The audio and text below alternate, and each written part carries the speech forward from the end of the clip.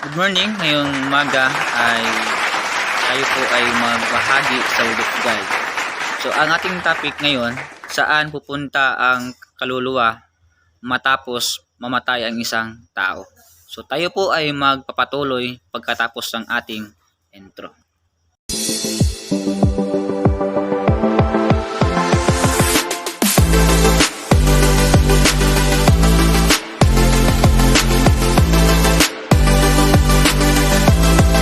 So ngayon ay gusto ko pong i-share ngayon kasi napaka-importante po ang kaligtasan ng ating buhay. No? Bagamat ang nandoon sa impyerno, where their worm dies not, in the fire is not quenched. May uod po sa impyerno at ang kalayo ay hindi po satay. How long po tayo doon sa impyerno? Sabi ng Bible, eternal punishment. So ibig sabihin, hindi po 1,000 years, 100 years, kundi buhay na walang hanggan ang pagdurusa. So iyan po ay napakadelikado sa isang tao na hindi tumatanggap ni Jesus Christ. Hindi siya naniniwala na si Jesus Christ lang ang tanging daan para sa kanyang kaligtasan. Now mga kaibigan, hindi po simbahan ang ating paraan para tayo maligtas. Now hindi po sa ating mabuting gawa, magandang gawa, bautismo, ang pagbibigay, ang pag-involve, no? Hindi po yan makapagligtas sa ating kaluluwa. Tandaan po natin ang Bible nagsabi sa John 14:6, Jesus said unto him, I am the way, the truth, and the life. No man cometh into the Father but by me. Only Jesus Christ lang ang tanging daan para tayo ay maligtas. Yan po ay napakadelikado na may uod at yung impyerno ay may mga apoy na hindi po yan napapatay, no? So doon ay wala pong assurance at walang exit. Okay? So walang exit doon sa impyerno. So iyan po ay kabayaran ng ating kasalanan according sa Revelation chapter 20 verse 15. So iyan po ay malinaw, no? Wala pong purgatorio sa Bible. Hindi po pupunta ang taong namatay sa purgatorio para may mag-pray sa kanya. So, hindi po yan totoo at sa Bible, dalawa lang po, heaven and hell. So, yan po ay napakalinaw sa isang tao na hindi tumatanggap ni Jesus Christ. At marami pang mga verses sa Bible, no? Marami pang verses sa Bible na once ang tao namatay, ay pupunta siya sa impyerno kung hindi siya tumatanggap ni Jesus Christ o hindi siya ligtas. Now, ngayon, dito naman tayo sa good news. Ang tao na tumatanggap ni Jesus Christ bilang kanyang tagapagligtas ng kanyang kaluluwa ay may eternal life siya.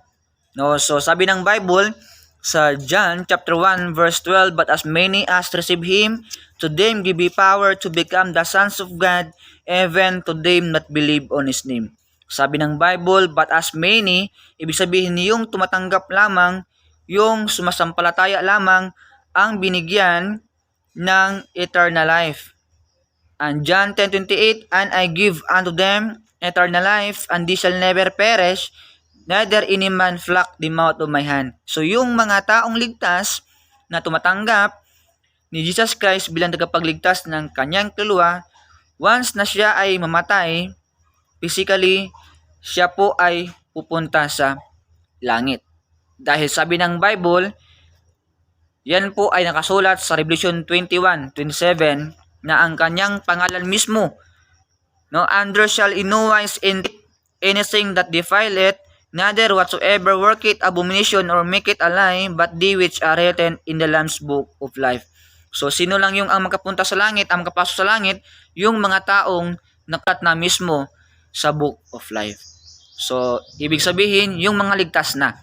So yan po, at marami pang mga iba ng mga verses. Acts 16:31, believe on the Lord Jesus Christ and thou shalt be saved and thy house. So yan po ay malinaw na mga talata. Sabi ng Bible na once na ikaw ay tumanggap ang genuine faith mo, dahil ang ating kaligtasan naman ay grace. Ibig sabihin, grasya yung kaligtasan, no? So ikaw ay mananampalataya kay Jesus Christ at tanggapin mo siya bilang tagapagligtas ng inyong kaluluwa. Sabi ng Bible ay binigyan ka ng buhay na walang hanggan. Yan po ay malinaw na mga talata na. So saan mo gustuin pupunta one day? No, dapat alam mo na ang destiny sa buhay mo ngayon. Kung ikaw ngayon buhay ka pa, ngunit hindi mo alam kung saan pupunta ang inyong kaluluwa, tiyak na pag ikaw ay namatay na hindi nakadawat ni Jesus Christ, ay pupunta ka sa impyerno.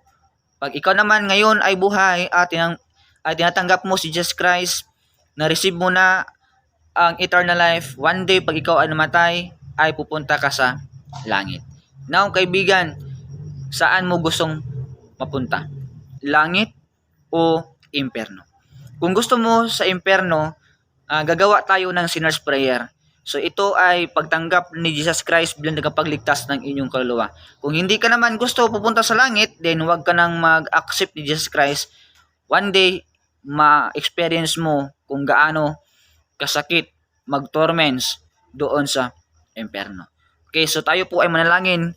Ngayon, mga kaibigan, kung ikaw ay gusto mo na ikaw ay maka-escape doon sa impyerno, dahil ang impyerno ay hindi po yan lugar sa joy, kundi yan po ay torments. Yan po ay pagsisisi na wala ng hanggan, walang exit. May worms and fire na hindi po namamatay. Kung gusto mo ngayon, habang buhay ka pa, ay mapupunta ang inyong kaluluwa sa langit, that time na pag ikaw ay namatay, tanggapin mo si Jesus Christ. So, ikaw ay sumunod sa ganitong prayer, tanggapin mo si Jesus Christ ngayon. Okay? So, let us pray. Panginoong Diyos, maraming salamat ngayong umaga na ako ay nakarinig sa iyong pulong. At nalaman ko na ako ay makasalanan. At nalaman ko rin, dahil ako ay makasalanan, may bayad ito doon sa impyerno. Salamat Panginoong Diyos, dahil nalaman ko rin na ang mga mabuting gawa ay hindi po paraan para ako'y maligtas. At maraming salamat ngayong umaga na may paraan pa para ako ay maka-escape doon sa impyerno. Ngayon Panginoong Diyos, patawarin mo ako sa aking mga nagawang kasalanan. Tinatanggap kita bilang tagapagligtas ng aking kaluluwa. Maraming salamat sa kaligtasan na binigay mo sa akin. In Christ's name I pray. Amen. So yan po ay napakasimple na sinner's prayer, pero kung yan ay tinatanggap mo, yan ay tinanggap mo si Jesus Christ, yan po ay nakapagbigay ng assurance, one day pupunta po tayo sa langit. Bakit? Dahil hindi po liar ang ating Panginoong Diyos Christ. So don't forget to subscribe my YouTube channel, likes, and click the notification bell para update po kayo sa lahat ng mga videos na may upload ko. At maraming salamat and God bless.